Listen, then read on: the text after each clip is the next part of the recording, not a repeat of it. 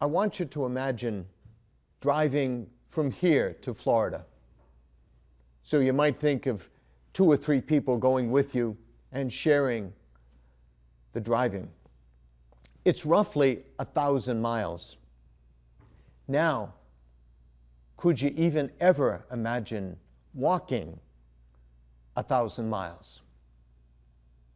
And yet, many people do it every year.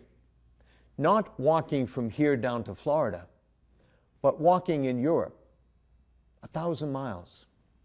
From a place in France to a place in Spain. Compostela, Santiago, Spain. It is where the body of St. James was buried, and a church is there. The people journey that 1,000 miles, taking their time each and every day, walking with friends, and then at sometimes walking with strangers. Each day, maybe doing 20 to 25 miles. It takes roughly 2.5 months for these people to do it. It's a spiritual journey. The people learn more and more about themselves, more about Jesus, more about their faith. And it is because of St. James and the fact that his body is buried there that it became this pilgrimage site. St. James left Jerusalem after sharing faith with the people there. He truly was a great missionary, and he ended up bringing the faith to the people of Spain. Ultimately, after he built a chapel there, he then returned to Jerusalem, and under the order of Herod, he was arrested and became the first of the apostles to be martyred. He was beheaded, and then his faithful friends took his body and brought it all the way back to Spain, and there it is.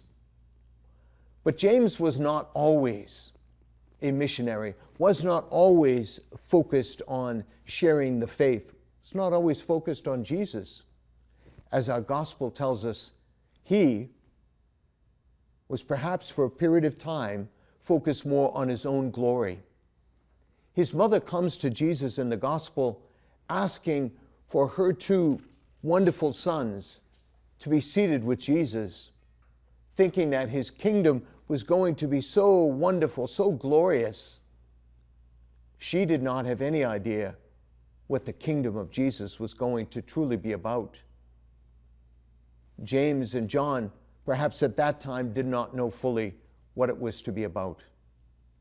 So Jesus asks them, are you willing to drink the cup that I will drink of? They wouldn't have fully understood what he was talking about, but it was the cup of suffering. And James ultimately did that.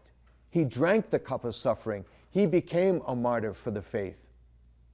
In James' true conversion, especially after the resurrection, after the gift of the Holy Spirit, James was burning with fire for love of Jesus and the desire to share faith.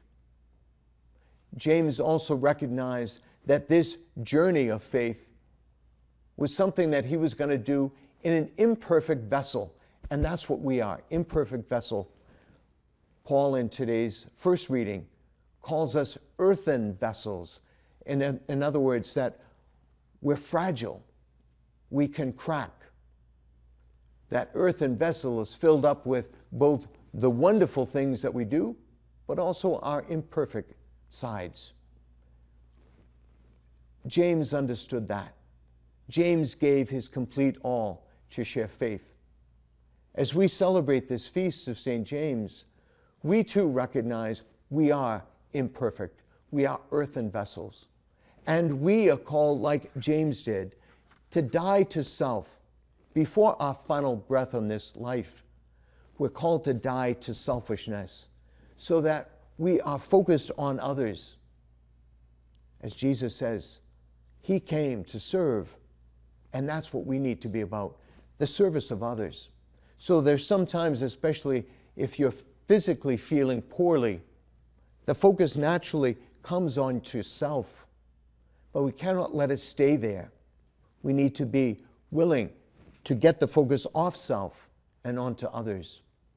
So today, if you physically are not feeling well, may your focus be not only on taking care of yourself, but on others. Maybe it's to lift up people in prayer. Let us realize, as Jesus did, we've been placed on this earth to be servants of others. Let us allow St. James to inspire us today to be focused on others rather than ourselves.